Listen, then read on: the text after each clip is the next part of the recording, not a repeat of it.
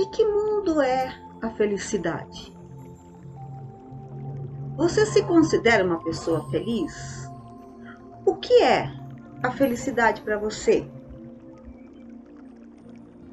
Definir felicidade é uma coisa complicada. Para Aristóteles, a felicidade é a meta da nossa vida.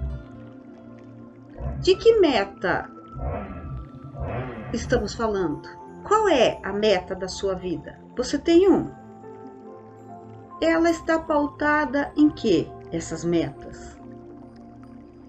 Isso é uma coisa questionável. Para o filósofo Epicuro, a felicidade consiste em ter. Porque quem tem, pode. Quem pode, compra.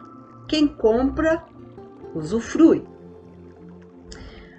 Os seguidores de Epicuro se depararam com um problema. Quem tinha, passou a sofrer o medo de perder o que tinha. E quanto mais eles tinham, mais queriam ter. Para a escola hedonista, a felicidade consiste em ser eternamente jovem, bonito, sensual. Mas isso é possível por um breve tempo, porque todos nós envelhecemos. Para Diógenes, não devemos ter nada. E a história diz que ele deveria ter morado em um barril. Não sei, é a história. Mas será que não ter bens materiais traz felicidade?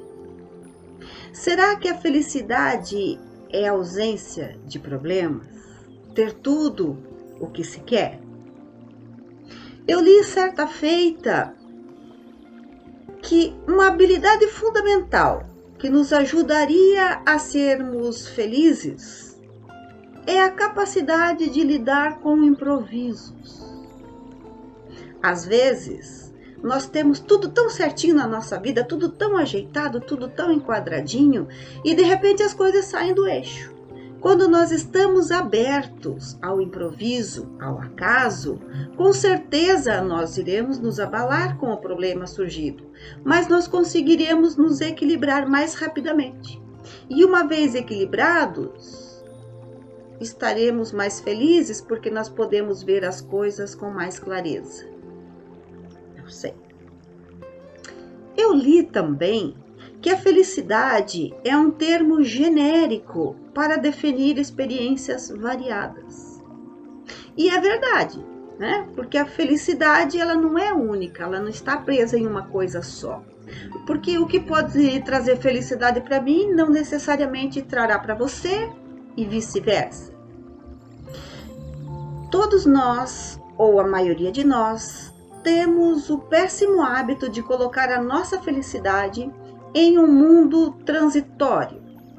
Espírito Joana de Ângeles, através da psicografia de Divaldo Pereira Franco, ela diz que a felicidade para nós está em uma condicional. Por exemplo, isso eu ouvi de Divaldo em uma palestra. Ele diz assim: para o desempregado, a felicidade será arrumar um emprego. E quando ele consegue um emprego, ele está feliz. Mas, passado alguns meses, ele percebe que o seu salário não dá para custear as despesas das coisas que ele precisa, e aí a felicidade já foi embora. Ele diz também que a felicidade é ter casa própria. Com sacrifício, compramos a casa, nos sentimos felizes, mas passado um tempo, aquela casa já não serve mais. Ou ela é muito pequena, ou ela é muito grande, o bairro não é o que se esperava. Pronto, lá se foi a felicidade. Mas também a felicidade pode ser encontrar um amor. Consegue-se esse amor, fica feliz e com o passar do tempo descobre que o outro ser não era assim tão amorável. E aí a felicidade passa a tentar se livrar desse amor. Então tá complicado, né? De que mundo é essa felicidade que nós estamos almejando? Livro dos Espíritos, capítulo 5, Item 20. A felicidade não é deste mundo. E nós lemos o seguinte: não sou feliz. A felicidade não foi feita para mim, exclama geralmente o homem em todas as posições sociais. E isso, meus caros filhos, prova melhor do que todos os raciocínios possíveis a verdade dessa máxima do Eclesiastes: a felicidade não é deste mundo. Com efeito, nem a riqueza, nem o poder, nem mesmo a florida juventude são condições essenciais de felicidade. Digo mais, nem mesmo reunida todas essas três condições, no caso, a riqueza, o poder e a juventude, que são condições desejadas.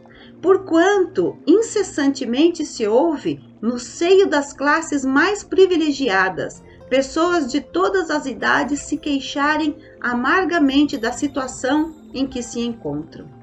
Neste mundo, por mais que se faça, cada um tem a sua parte de labor e de miséria, sua cota de sofrimento e de decepções, donde facilmente se chega à conclusão de que a terra é lugar de provas e expiações. Opa! Então quer dizer que a felicidade não pertence ao mundo chamado Terra? Não pertence então ao nosso planeta? Nós vivemos em um planeta atrasado na escala evolutiva dos planetas. Quando nós vemos as notícias na TV, infelizmente, só vemos desgraça, roubalheira, vulgaridade, sexo.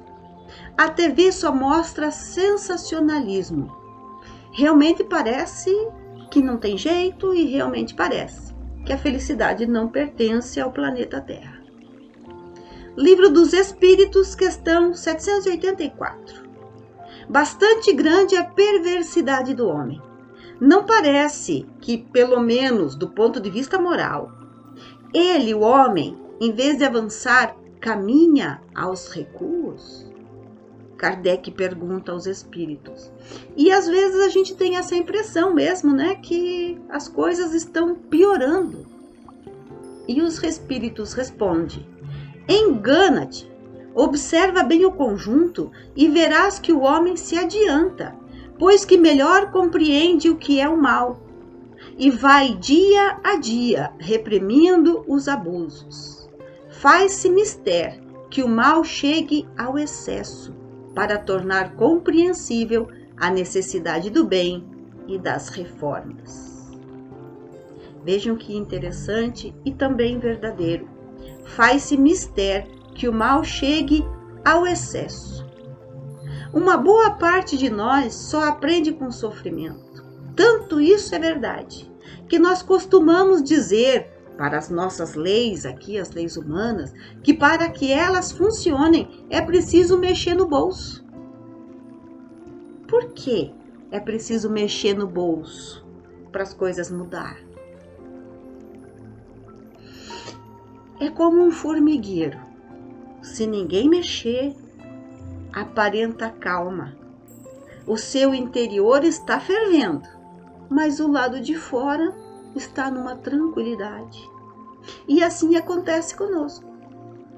É preciso mexer, é preciso limpar a sujeira.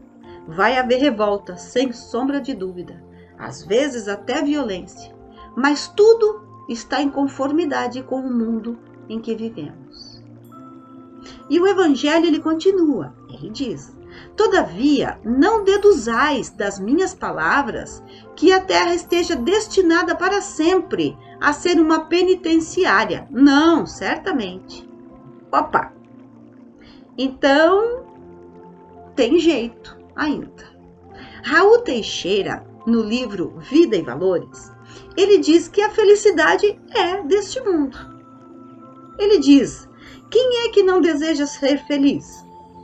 Todo mundo deseja felicidade. O que acontece é que a nossa sociedade provém de algumas culturas ancestrais que estabeleciam que Deus gosta dos que sofrem. Parece que nós somos fadados ao sofrimento. Nós somos filhos do grande autor do universo. Somos herdeiros das constelações. Somos herdeiros das estrelas. Somos herdeiros dos mundos que giram na imensidão. Nosso dever é querer ser feliz, é buscar a felicidade. É dessa forma que existe felicidade e que pode e que deve ser desenvolvida e construída aqui na Terra. E o Livro dos Espíritos confirma essa informação do Raul Teixeira, na questão 791, que diz que o homem será feliz quando a humanidade estiver transformada e que o homem é quase sempre o obreiro da sua própria infelicidade. Aquele que se acha bem compenetrado do seu futuro não vê na vida corporal mais do que uma estação temporária, como uma parada momentânea em péssima hospedaria. Quando vemos o Livro dos Espíritos na parte das leis morais, vemos que a dor e o sofrimento não é uma lei. O sofrimento, ele tem a função de ser instrumento que modifica as nossas estruturas internas. Quando Jesus diz: bem-aventurados os aflitos, ele não diz que há mérito em sofrer. O mérito está em como nós sofremos. Descobrimos então que a dor pode nos levar a desenvolver a resignação e a empatia. Vemos que o nosso sofrimento pode nos ensinar a desenvolver ferramentas que nos capacitam a lidar com improvisos. Eu digo pode, porque não significa que isso vá acontecer. Porque nós temos o livre-arbítrio. E uma parte de nós usa esse livre-arbítrio para se revoltar. Então não é porque nós sofremos que nós estamos evoluindo ou que está dando tudo certo. E aí nós encontramos pessoas e povos que quanto mais sofrem, mais se revolta e mais se vinga. Então Deus não quer o sofrimento. O sofrimento é apenas uma estratégia de aprendizado. E não tem que ser para todo mundo. Como eu disse lá atrás, existe livre-arbítrio. Procuremos então desenvolver a capacidade de lidar com improvisos, porque a nossa vida, por mais que nós procuremos traçar um caminho, nós não vamos muito longe naquele caminho. É preciso improvisar. E esse improviso não significa por acaso. O acaso. Não. Isso que eu estou falando é didático. É uma questão didática. Devemos ver todos os nossos problemas como aprendizado. E até esse improviso não é uma loucura da cabeça, mas é saber lidar com as coisas no momento em que elas se apresentam e da forma que elas se apresentam. Vou dar um exemplo. Uma doença que nos coloque na cama por um bom tempo é uma desgraça, é um motivo de muita infelicidade. Mas ela está nos dando a chance de aprendermos a confiar no outro, porque alguém vai ter que vir cuidar de nós. Ela está nos ensinando a nos colocar na dependência do outro, porque normalmente a gente não gosta de depender dos outros. Mas é preciso aprender. É preciso rever conceitos. Outro caso são aqueles, por exemplo, em que nós escapamos da morte, de um acidente, uma doença, e é muito comum a gente ouvir dizer dessas pessoas que passaram por essa dificuldade, dizer, nossa, eu nasci de novo, ou o fulano nasceu de novo. Isso poderá ser motivo de muita felicidade, se nós soubermos aproveitar a chance desse nascer de novo.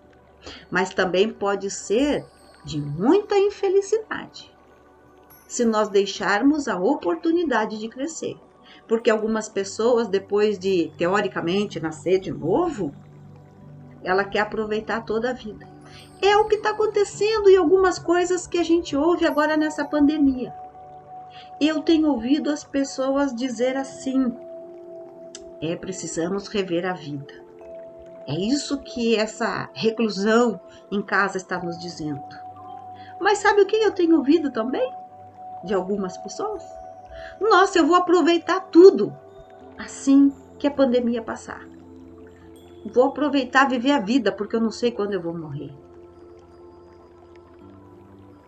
Será que é isso que a pandemia está nos trazendo? Ou será que terão que vir muitas pandemias até o momento em que nós vamos sofrer tanto e dizer: não, peraí, precisamos rever isso. Precisamos pensar que nós estamos na Terra só por uma temporada. Procuremos viver a vida da melhor forma possível. Ela não será difícil se nós aprendermos a levá-la de forma leve.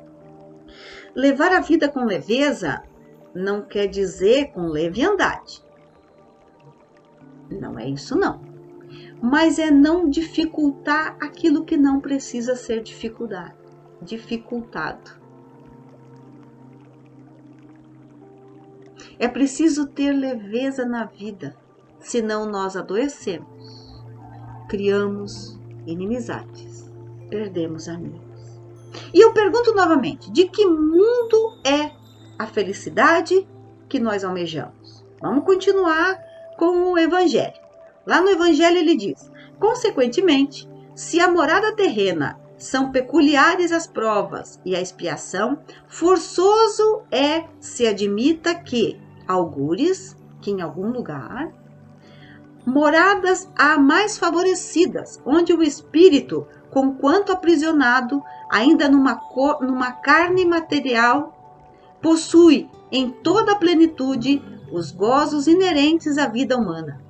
Tal a razão porque Deus semeou em vosso turbilhão esses belos planetas superiores, para os quais os vossos esforços e as vossas tendências vos farão gravitar um dia, quando vos achardes suficientemente purificados e aperfeiçoados. Puxa vida, lendo isso, parece que Deus não é justo, né? Porque ele criou moradas onde os espíritos, mesmo numa carne, né? Mesmo num corpo físico igual ao nosso, pode ser feliz. E para nós aqui isso não parece ser possível. Mas ele deixa claro que nós podemos ir para essas moradas, quando os nossos esforços e as nossas tendências assim permitirmos e nós quisermos.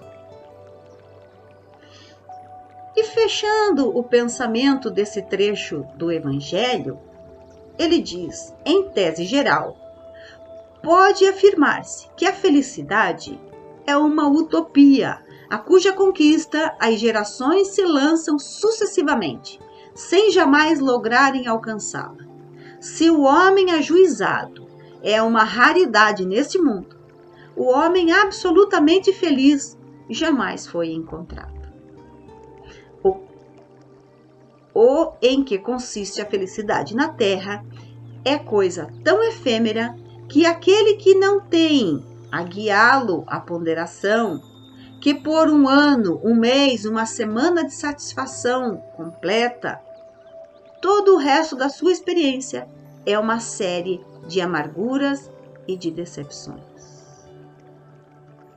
Ele termina com um belo puxão de orelha, né? Dizendo que o homem ajuizado é uma raridade, que o fato de não sermos ponderados não nos permite ser felizes, porque nós colocamos a nossa felicidade em coisas fugazes, que temos poucos dias de realizações após atingirmos o objetivo traçado, sendo todo o tempo restante de amarguras e decepções. Por que será que a gente aproveita tão pouco da felicidade que nós planejamos tanto? Porque às vezes esse planejamento não é assim tão moral. Às vezes, para nós atingirmos a felicidade ilusória, a gente meio que passa por cima dos outros. Realmente a felicidade não é deste mundo de expectativa, onde colocamos em algo ou em alguém fora de nós o objeto dessa felicidade. Todas as vezes que a felicidade está projetada em algo a ser alcançado, ela não é deste mundo. E devemos nos perguntar: de que mundo é a felicidade que nós almejamos? O Evangelho disse que há moradas mais favorecidas. E Jesus nos garantiu isso. Está lá em João 4, 1 a 3. E ele diz: não se turbe o vosso coração. Credes em Deus, crede também em mim. Há muitas moradas na casa do meu Pai. Se assim não fosse, eu já vou-lo teria dito, pois me vou para preparar o lugar. Depois que eu tenha ido e que vos houverdes preparado o lugar, voltarei e vos retirarei para mim, a fim de que onde eu estiver, também vós aí estejais. Jesus disse que há muitas moradas na casa do Pai. Disse também que o seu reino não é desse mundo. Qual é o mundo de Jesus? Qual é o reino de Jesus? Será que o mundo da nossa felicidade pertencerá ao mesmo reino de Jesus? Uma dessas moradas que Jesus falou está dentro de nós.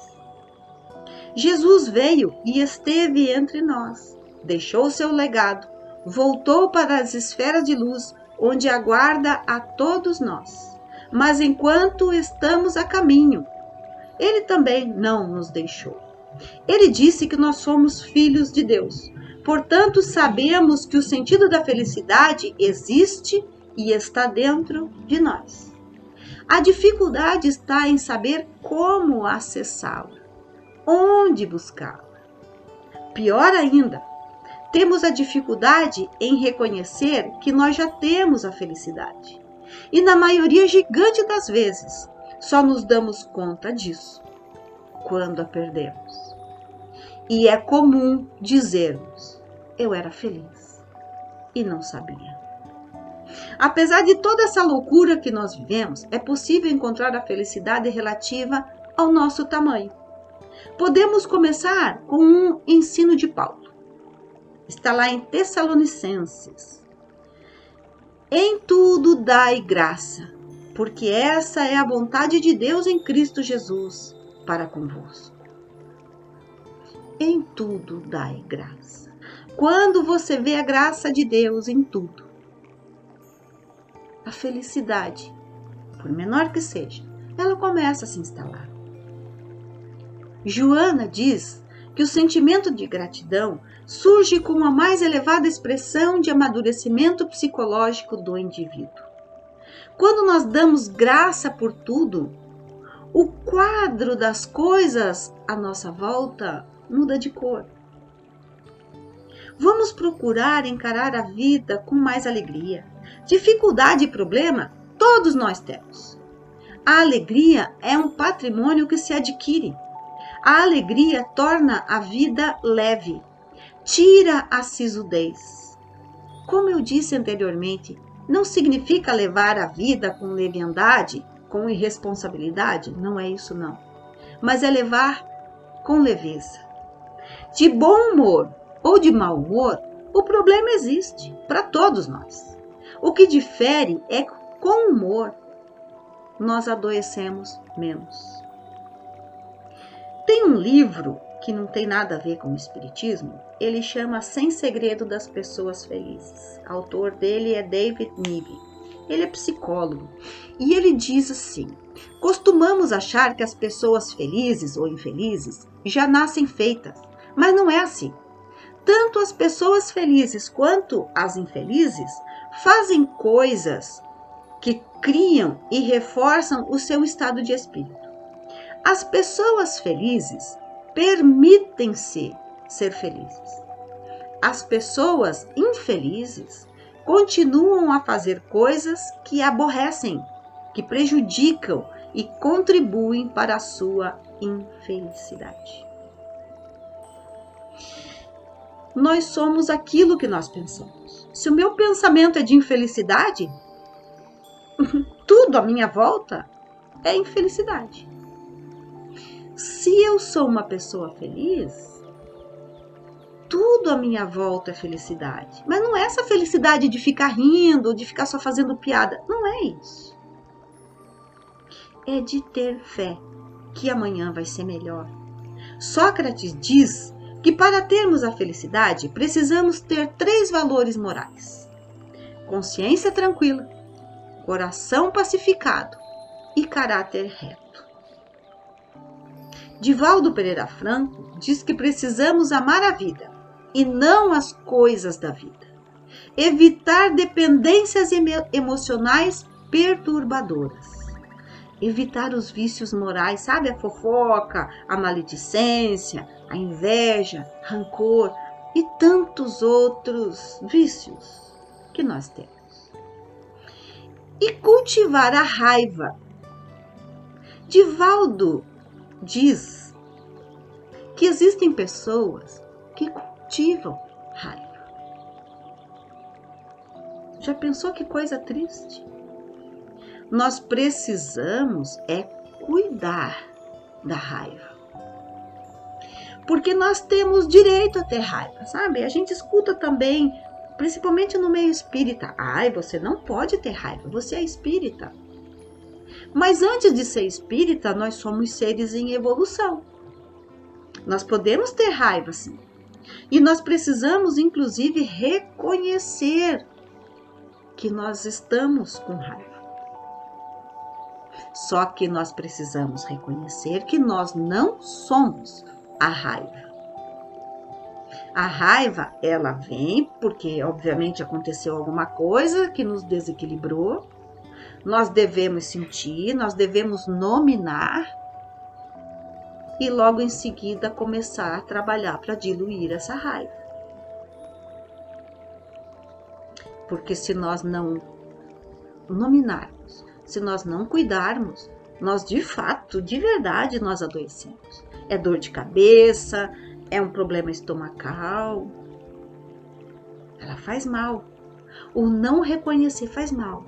E o cultivar faz mal. A fala de Divaldo é muito parecida com a de Sócrates.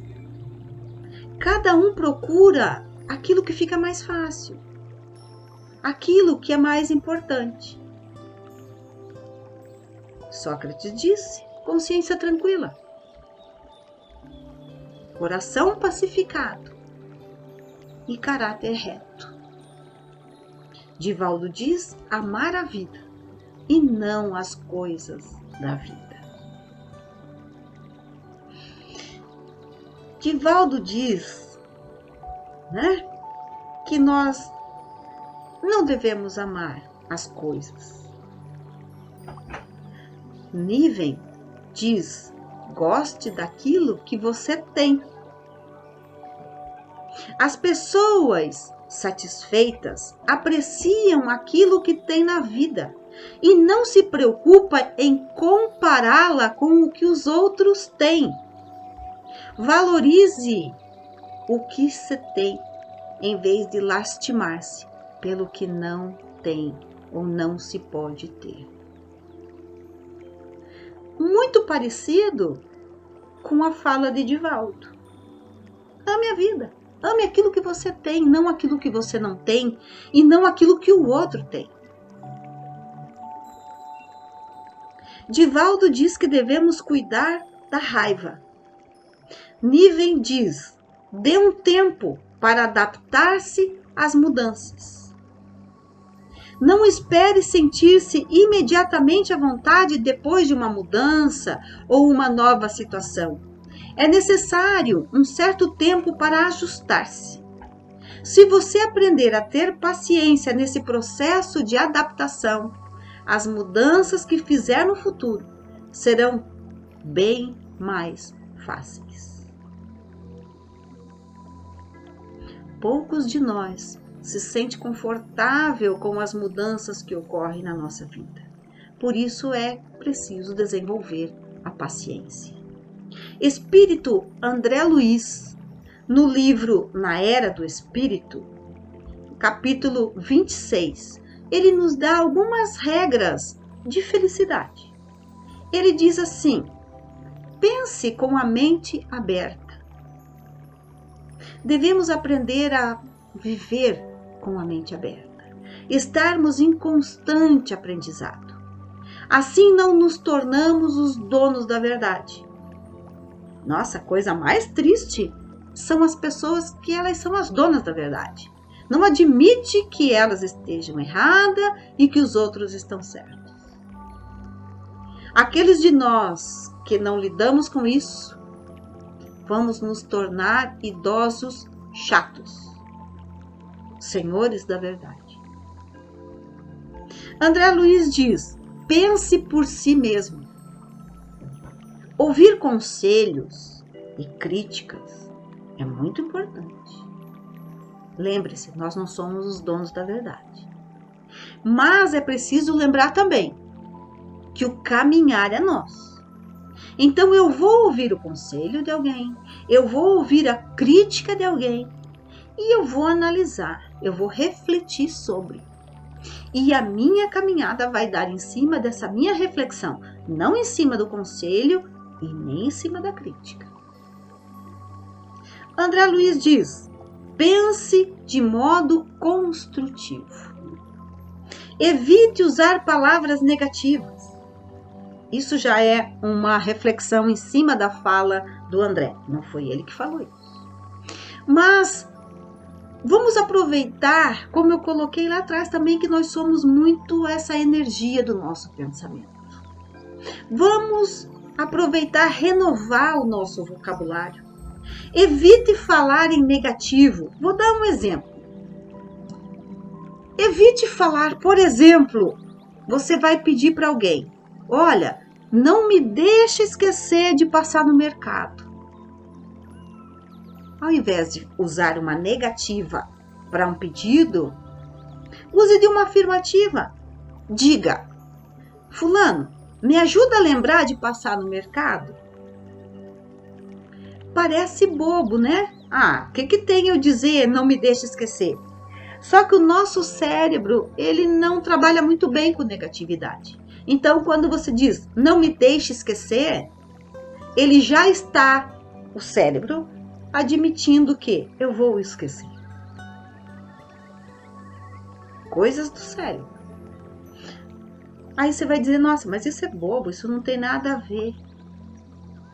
Existe uma coisa que nós não temos muito hábito de pensar: a energia das palavras. Elas têm muito poder. Tudo é temporário na nossa vida, as alegrias e as tristezas. Mas se nós pudermos passar bem pelas épocas complicadas da nossa vida, melhor para nós. Tudo na vida muda, né? Chico Xavier já disse, isso está bem batido nesses nossos tempos de pandemia, onde a mãe de Jesus diz: meu filho, isso também passa. E é verdade, tudo passa. As coisas boas e as coisas ruins. Mas por que eu tenho que passar pelas coisas ruins? Veja, é a opção, é o livre-arbítrio, é a escolha. Por que eu tenho que passar mal, se eu posso passar bem? A felicidade, ela não é utopia, ela não é filosófica, E ela não pertence totalmente a este mundo em que vivemos, a este mundo de ilusão. A felicidade, ela existe e ela pertence ao mundo da nossa paz. E ela começa aqui, neste planeta, nessa presente vida em que nós estamos, em meio ao caos dos nossos sentimentos. E eu vou fechar com a fala de André Luiz no livro Na Era do Espírito. Criar alegria e segurança nos outros é aumentar o nosso rendimento de paz e felicidade. Essa não é apenas uma recomendação moral, é uma lei científica, porque a vida humana é psíquica e não material. Vivemos num oceano de vibrações psíquicas, em permanente permuta com as outras pessoas. Se pensamos no mal, atraímos vibrações más. Se pensamos no bem, atraímos boas vibrações. E se fazemos o bem, criamos um potencial de bondade, paz e felicidade ao nosso redor, beneficiando também aos outros. É evidente que não podemos mudar o mundo por nós mesmos, nem podemos fazermos anjos de um momento para o outro. Temos o nosso passado negativo, mas o presente nos oferece a oportunidade de criar um futuro positivo. Que sejamos nós a paz que queremos para o mundo. E quando essa paz se fizer em nós, é ali que está a felicidade. Sejamos felizes hoje, o melhor que pudermos ser. Obrigado pela companhia e fiquemos em paz.